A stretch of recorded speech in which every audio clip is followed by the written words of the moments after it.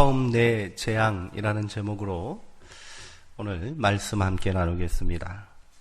로마 제국의 횡포와 폭력이 극에 달한 상황에서 하늘에 또 한 번의 크고 이상한 이적이 펼쳐집니다. 이에 등장한 천사는 하나님의 진노가 임박했음을 온 세상에 선포했습니다. 사탄의 권세에 힘입어 온갖 악행을 자행하는 짐승의 무리들을 향한 하나님의 최후 통첩과도 같다. 이리 말씀드릴 수 있겠습니다.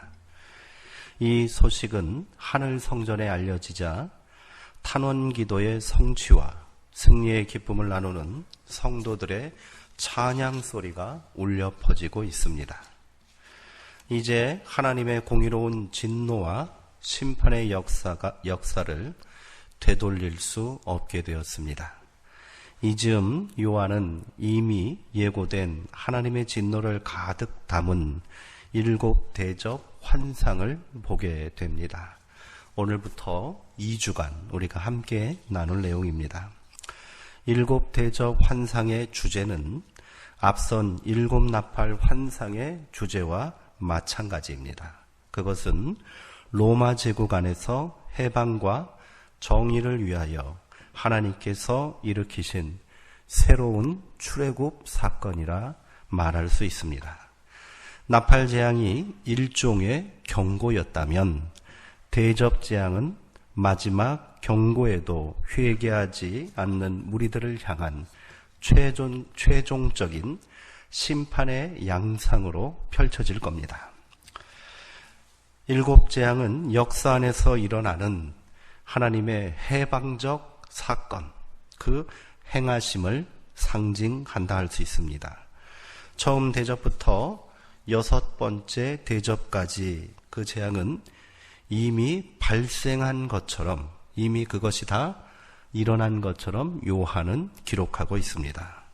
그리고 마지막 7째 재앙은 아직 일어나지 않은 미래적 사건으로 되어 있습니다. 이러한 도식 안에서 6째 대접과 7째 대접 사이의 시간이 바로 예언자 요한과 그의 수신자들, 즉 교회와 성도들이 서 있는 시간이라고 할 수 있겠습니다.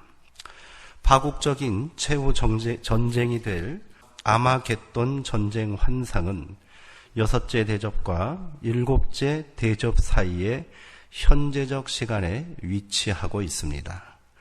7째 대접의 재앙을 통하여 바벨론, 큰 음력 로마 제국을 의미하지요. 바벨론과 그 동맹국들은 파괴되고 폭력의 역사는 끝나게 될 것입니다. 이렇게 7 대접 환상에서 성도들의 현재의 시간은 카이로스의 시간 속에 이미 실현된 로마 제국의 몰락과 하나님의 공의의 실현이라고 고백할 수 있습니다. 이를 통해 악은 괴멸될 것입니다. 그리고 성도는 승리와 구원의 기쁨에 온전히 참여하게 될 것입니다. 이제 본문 말씀을 통하여 그 내용을 또 깊이 있게 나눠보겠습니다. 1절의 말씀을 다시 한번 읽겠습니다. 또 내가 들으니 성전에서 큰 음성이 나서 7 천사에게 말하되 너희는 가서 하나님의 진노의 7 대접을 땅에 쏟으라 하더라. 아멘. 요한은 하늘 성전에서 선포되는 큰 음성을 듣게 됩니다. 성경에서 하늘 음성은 하나님께서 인간에게 계시하는 방법 중에 하나라고 할 수 있습니다. 그러니 이 음성은 하나님의 명령이다, 이렇게 이해할 수 있겠지요. 이렇게 성전에서 선포된 음성은 하나님의 진노의 7 대접을 땅에 쏟으라는 것입니다. 하나님의 진노는 로마에 의하여 오염된 세상의 불의와 억압과 죄에 대한 진노가 될 것입니다. 이렇게 7대접의 재앙을 통해 로마 제국 안에서 새로운 출애굽을 일으키신 하나님의 해방적 행동이 시작되게 됩니다. 2절의 말씀도 한번 읽어볼까요? 첫째 천사가 가서 그 대접을 땅에 쏟음에 짐승의 표를 받은 사람들과 그 우상에게 경배하는 자들에게 악하고 독한 종기가 나더라 이래요. 첫째 천사가 대접의 진노를 땅에 쏟았습니다. 이로 인해 짐승의 표를 받은 사람들과 그 우상에게 경배하는 자들에게 악하고 독한 종기가 생겼답니다. 어떤 사건과 또 연결되고 연상되십니까? 이는 애굽에 내린 6째 재앙을 떠오르게 합니다. 또한 첫 번째 나팔 재앙과도 연결돼요. 7대접 환상은 앞서 기록되어 있는 7나팔 환상과 거의 비슷한 양상으로 전개됩니다. 나팔 재앙에서는 땅에 있는 산림과 푸른 풀들이 타격을 입었다면 대접 재앙에서는 땅에 있는 인간들을 대상으로 하고 있습니다. 이들은 로마의 정치적, 종교적 거짓 노름에 동조한 자들입니다.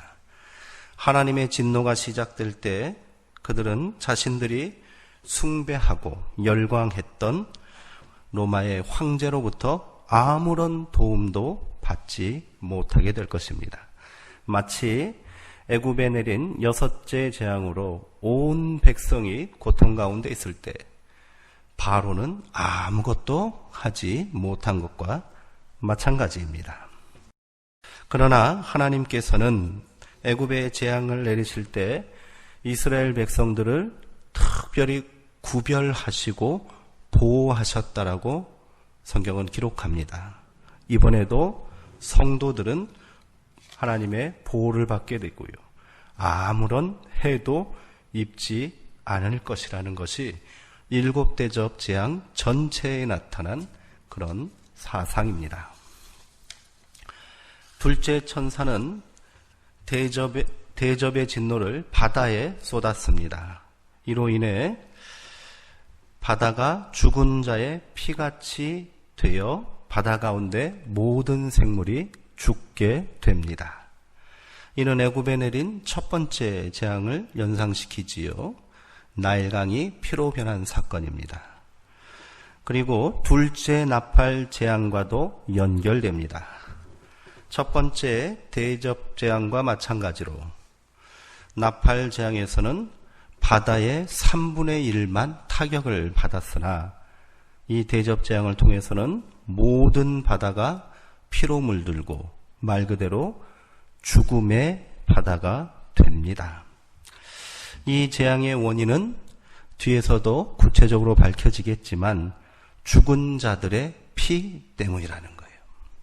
그것은 로마 제국의 학살과 만행으로 인한 것입니다. 그 피가 바다를 온통 붉게 물들일 정도라는 의미도 담고 있습니다. 로마는 자신들의 만행을 은폐하고 또 그것이 평화와 안전을 위한 조치라고 선전했습니다. 그러나 피로 변한 바다는 그들의 악행을 백일하에 폭로하고 있는 거지요. 자신들이 자행한 피의 축제가 자기 머리로 돌아간 꼴입니다. 이를 통해 바다를 무대로 해서 경제적인 부와 막강한 군사력을 자랑했던 로마 제국은 종말을 고하게 될 것입니다.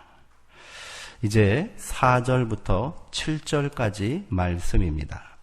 그 내용은 셋째 천사의 대접 재앙과 넷째 천사의 찬양으로 되어 있습니다. 4절에는 셋째 천사가 대접의 진노를 강과 물의 근원에 쏟았답니다. 그러자 역시 모든 물이 피로 변하게 됩니다. 이 또한 셋째 나팔 재앙에서 강과 샘의 3분의 1이 쓴물이 되었다는 사건과 연결되지요.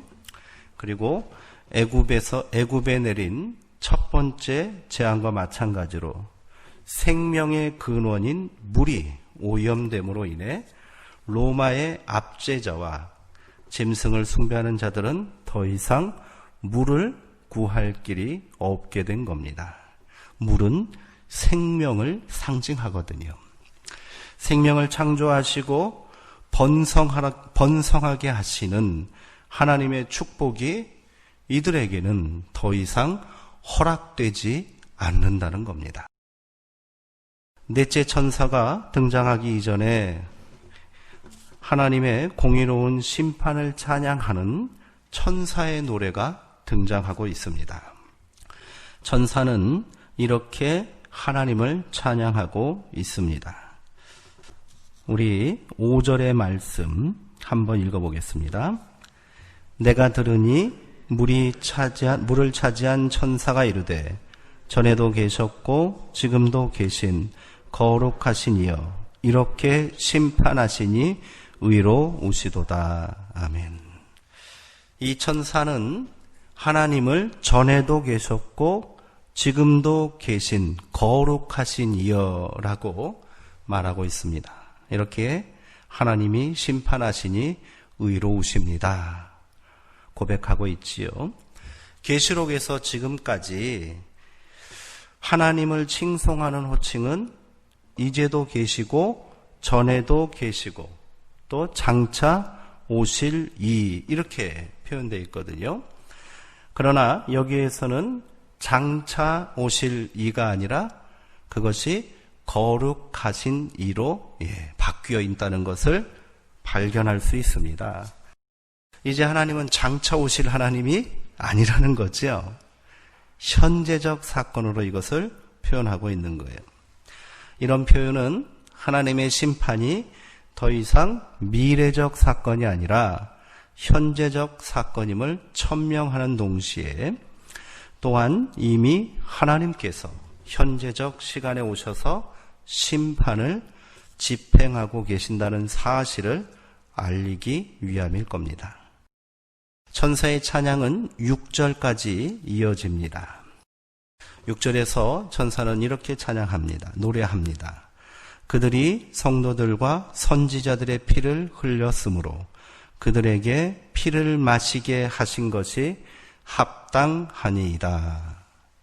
이것은 계시록 5장과 6장에 등장했던 하늘 제단에 올려진 순교자들의 탄원에 대하여 하나님께서 이렇게 말하셨거든요. 언제까지 순교자들이 하나님을 향하여 어느 때까지 우리의 피를 갚아주지 않으시겠습니까? 하고 그 분하고 원통함을 하나님께 호소했어요. 그때 하나님이 어떻게 대답하셨냐면 그들의 동무종들과 형제들도 자기처럼 죽임을 당하여 그 수가 차기까지 잠깐 쉬라 이런 명령이 있었거든요. 이 하나님의 말씀이 비로소 성취되었다는 것을 의미하는 겁니다. 여기서 천사는 합당하나이다 라는 말을 쓰고 있어요. 합당하다 이렇게 번역된 헬라어 악시오스는 저울에 무게를 달 때 균형을 정확하게 맞춘 것을 의미합니다. 하나님의 공의가 치우침이 없이 정확히 집행된 것이지요. 하나님의 공의로운 진노 앞에 악인들은 더 이상 자신들의 죄를 은폐하고 속일 수 없게 되었다는 겁니다. 천사의 찬양에 이번에는 7절의 내용을 보니 제단이 응답하고 있습니다. 제단이 말하기를 그러하다. 주 하나님 곧 전능하신 이시여 심판하시는 것이 참되시고 의로우시도다 하는 응답이 들려옵니다. 이 제단은 하늘에 있는 번제단을 의미합니다. 그 아래 모여있는 순교자들과 학살당한 자들의 대변인 역할을 하고 있다는 거예요. 여기서 먼저 제단에서 그러하다라는 그런 고백이 나오지요. 이 그러하다는 헬라어 나이라는 단어를 번역한 것인데요. 이것은 우리가 잘 알고 있는 아멘, 아멘과 동일한 의미를 가지고 있습니다. 그러니 7절을 다시 읽으면 아멘, 아멘 하고 제단이 응답했다는 거예요. 자, 이제 8절과 9절의 말씀을 보시기 바랍니다. 드디어 넷째 천사가 네 번째 재앙을 집행하고 있습니다. 넷째 천사의 등장과 함께 하늘에서 울려 퍼진 찬양이 끝나고 일곱 대접 재앙의 이야기가 다시 계속 이어지고 있습니다. 8절에 보니 넷째 천사는 대접 진노를 하늘의 태양에 쏟았다라고 되어 있습니다. 그로 인해 어떤 일이 벌어집니까? 해가 권세를 받아 불로 사람들을 태우게 되었다는 거예요. 이것은 네 번째 나팔 재앙이 태양과 달과 별들의 3분의 1의 타격을 입히게 된 것의 연장선상에 있습니다. 그렇다면 불로 태워진 사람들은 누구일까요? 그들은 역시 짐승의 숭배자들이 됩니다. 9절의 말씀 우리 같이 한번 읽어볼까요? 사람들이 크게 태움에 태워진지라. 행하는 권세를 가지신 하나님의 이름을 비방하며 또 회개하지 아니하고 주께 영광을 돌리지 아니하더라. 이로써 네 번째 재앙이 마무리되게 됩니다. 이 같은 고통과 죽음의 공포에서도 사람들의 반응은 어떠합니까? 재앙을 행하는 권세를 가지신 하나님의 이름을 오히려 비방하고 있다는 거예요. 대적하고 있습니다. 또 회개하지 않습니다. 그리하여 주께 영광을 돌리지 않게 된다는 것입니다. 저는 어쩌면 이것이 종말에 나타날 가장 비극적인 모습이 아닌가 하는 생각을 하게 되었습니다. 더 이상 회개하지 않는 이들이 오히려 하나님을 비방하고요. 주님께 영광을 돌리지 않는 그 강팍한 모습이야말로 비참한 광경이 아니겠습니까? 이 최종적인 파국을 결정하시기까지 하나님은 오래 참고 기다리셨다는 겁니다. 그러므로 지금은 어떠합니까? 하나님의 인자하심과 긍휼이 아직 유효한 때임을 우리가 기억해야 합니다. 이것이 우리가 감사해야 할 이유이고 또 이것이 우리에게 성도의 마땅한 직분, 우리가 감당해야 할 일들이 무엇인가를 깨닫게 한다는 겁니다. 그러나 세상은 어떠합니까? 자꾸만 돌이킬 수 없는 진노의 때를 향해 달려가고 있는 것만 같아 안타깝기만 합니다. 사람들이 자꾸 강팍해지고 있습니다. 여기에는 교회와 또 우리 기독교인들의 잘못도 크다 할 것입니다. 제 본분과 사명을 온전히 감당하지 못하기에 세상과 멀어진 측면도 우리가 부인할 수 없습니다. 세상의 모습이 악한 길로 가고 있는데 우리는 방관하고 있다는 겁니다. 이것은 하나님의 인자하심과 오래 참으심, 그 크신 사랑에 대해 우리가 온전히 응답하지 않는 모습일 수 있다는 것을 우리가 명심해야 할 겁니다. 이처럼 처음 네 대접 재앙은 의로우시고 공의로운 하나님에 대한 증거가 됩니다. 그리고 그에 따른 진노와 심판에 대한 정당성을 선포하고 있다고 할 수 있겠습니다. 창조주 하나님의 진노는 두 가지 그런 모습으로 나타나게 됩니다. 먼저 하나님은 인간의 악이 작용해 스스로 파괴를 거두어 드리게 하십니다. 우리가 지난 시간까지 주일에 로마서를 통해서 함께 묵상하고 고백한 내용들이지 않습니까? 불의한 인간들, 하나님의 진리에 대항하여 불의를 자행하는 자들, 그들의 모습이 어떠했습니까? 하나님께 영광을 돌리지 않고 우상 숭배에 빠져 있는 그 인류를 향하여 하나님은 진노의 심판을 이미 내리셨다. 제가 이렇게 말씀드렸어요.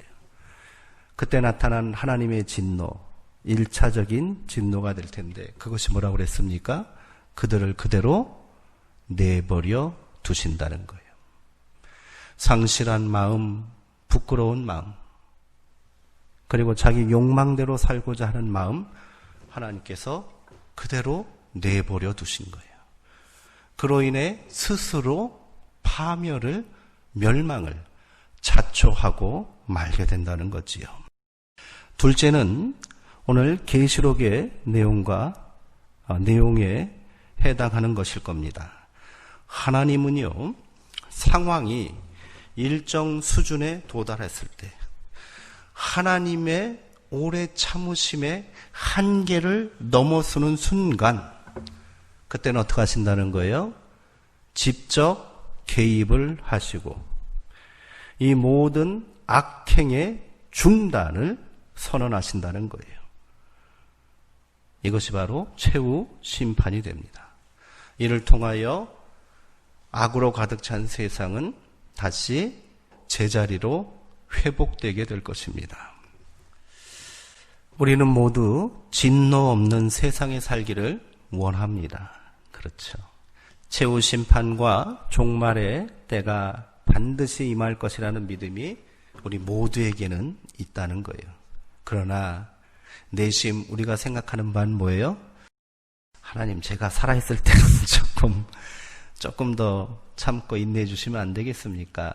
하는 마음이 우리 가운데 있지 않겠습니까? 또한 진노 없는 자비로우신 하나님만을 섬기고 기대하고 있기도 합니다. 하나님, 사랑의 하나님만 우리가 계속 강조하고 있다는 거죠. 진노하신 하나님에 대하여 우리가 깊이 고민하고 그것을 우리가 받아들이지 않는다는 겁니다. 그러나 이러한 안일한 신앙에서 반드시 벗어나야 합니다.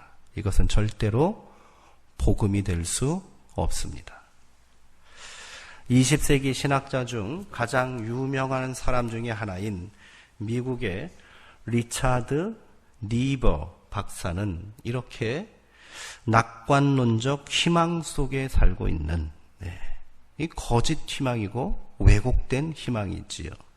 기독교인들을 향하여 이렇게 일침을 가했습니다. 영어 문장을 번역한 것이라서 조금 어색하긴 한데요. 한번 그대로 제가 말씀드리겠습니다. 진노 없는 하나님이 죄 없는 사람을 십자가 없는 그리스도의 직무를 통해 심판 없는 하나님 나라로 데려가기를 사람들이 원하고 있다. 이 말을 한번 풀어볼까요? 더 이상 기독교인들이 하나님의 진노를 생각하지 않는다는 거예요.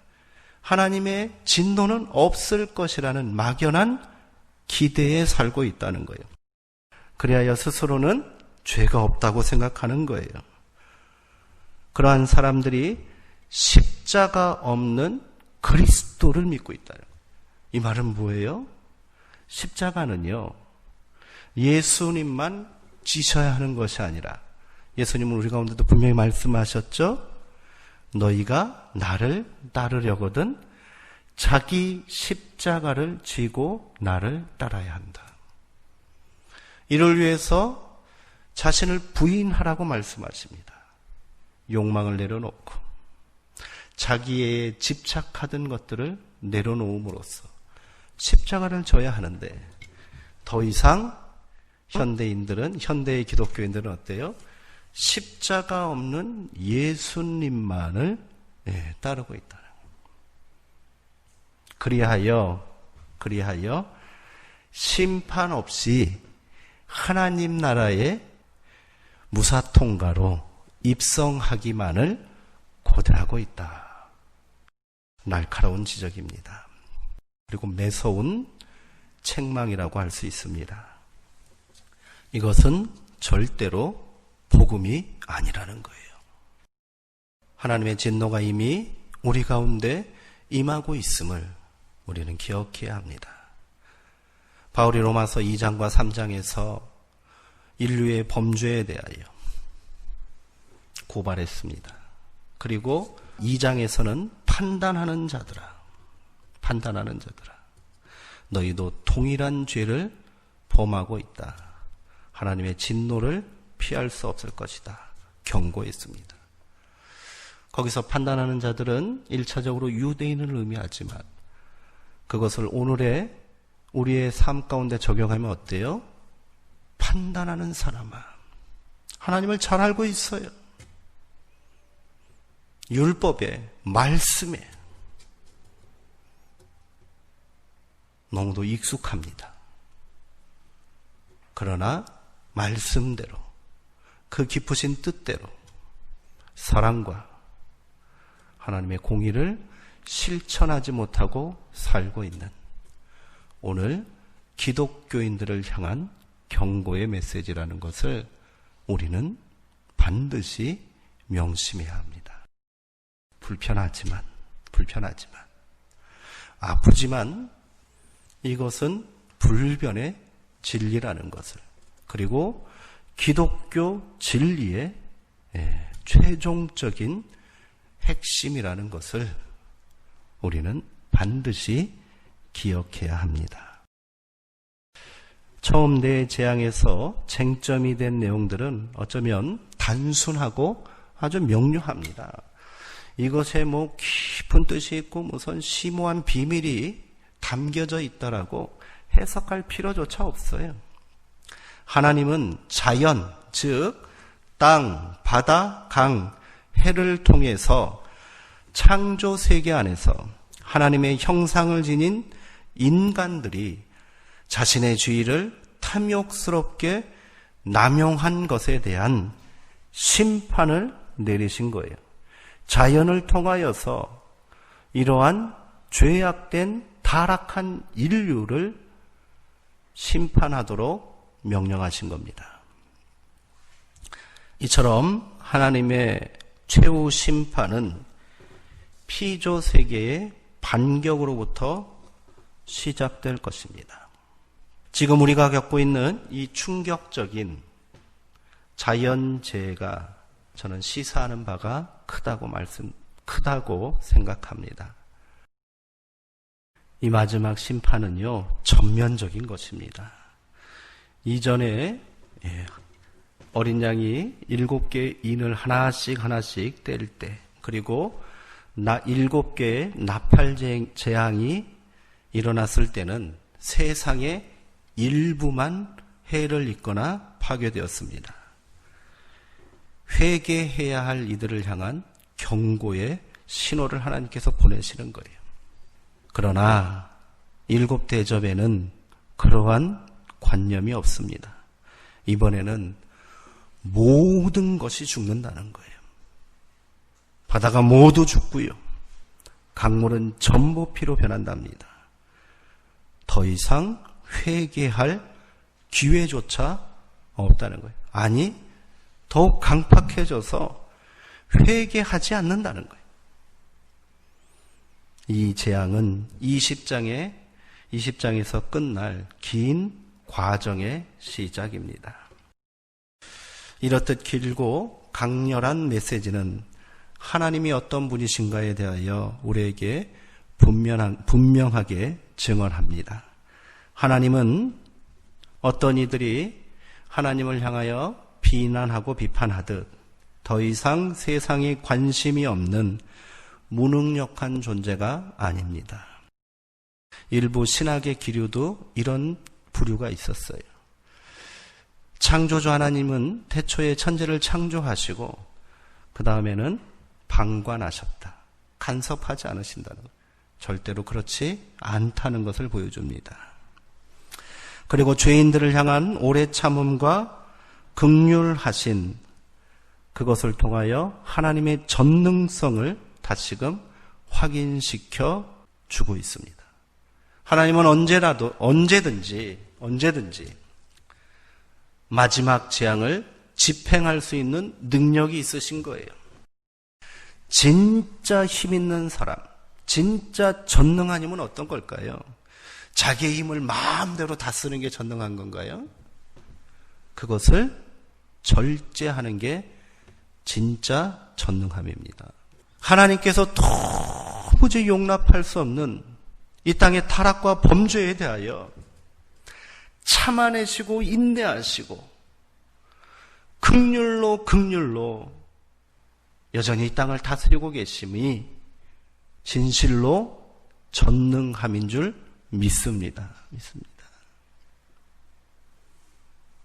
우리는 불가능한 거예요. 나를 미워하고 나에게 손해를 끼치고 나에게 해악이 되는 사람을 우리가 오래 참고 용납하고 사랑할 수 있습니까? 안 되잖아요. 하나님은 지금 하고 계신 거예요. 이게 진짜 전능하심이라고 저는 믿습니다. 하나님은 모든 일을 그냥 다 하는 것, 그게 전능함이 아니에요. 할 수 있는데도 안 하시고 기다리심이 진실로 하나님의 전능하심입니다. 그리고 마지막 진노의 대접을 하나님께서 준비하고 계신다는 사실을, 그래야 공의의 하나님께서 지금도 역사하고 계신다는 것을 오늘 말씀은 우리 가운데 분명히 증언하고 있다는 겁니다. 여전히 회개의 기회가 남아있는 구원과 은혜의 때에 오늘 우리가 있음이 감사의 이유인 줄 믿습니다. 더 감사하십시오. 더 큰 기쁨으로 믿음의 행함, 성도의 삶을 이루시기 바랍니다. 그리고 세상 모든 사람을 구원으로 이끄시려는 하나님의 크신 사랑에 우리도 해야 할 일이 있지 않겠습니까? 복음의 일꾼인데요. 바울이 고백한 것처럼 우리는 복음의 빚진 자입니다. 이 고백으로 우리가 진실하게 충성되게 하루하루를 살아야 할 줄 믿습니다. 코로나 시대를 겪으면서 교회도 위축됐고 성도도 위축됐고 우리의 믿음도 위축되어 있습니다. 아무것도 할 일이 없다라고 생각합니다. 그러나 왜 없습니까? 이럴 때일수록 이 강팍해진 세상 속에서 하나님의 자녀들, 우리 성도들이 세상과 다른 모습으로 사는 것을 보여줘야 되지 않겠습니까? 자기 이익만을 위하여 목숨을 건 투쟁을 하고 살고 있는 이 땅의 사람들에게 손해보고 양보하고 나눠주고 그 원수까지도 끌어안는 그런 사람들이 살고 있다는 것을 보여줘야지요. 이것이 세상을 변화시키고 그들을 복음으로 초대할 수 있는 성도의 힘이 되지 않겠습니까? 기도합시다. 기도하시고 더 큰 믿음으로 우리가 이 일을 함께 감당하기를 소망합니다. 기도하겠습니다. 하나님, 오늘 말씀을 두려움으로 받습니다. 이미 하나님의 마지막 대적 재앙이 시작된 것만 같아 두렵기만 합니다. 아직 우리는 온전한 성도의 삶을 살지 못하고 공의로운 하나님의 의에 만족되는 삶을 살고 있지 못합니다. 세상과 구별되지도 않고요. 욕망대로, 내 주관대로 살고 있지는 않습니까? 주님, 용서하여 주시옵소서. 이제라도 깨닫고 돌이키게 하여 주시옵소서. 그리하여 우리도 두렵고 떨림으로 구원에 이르게 하여 주시옵소서. 예수님의 이름으로 기도합니다. 아멘.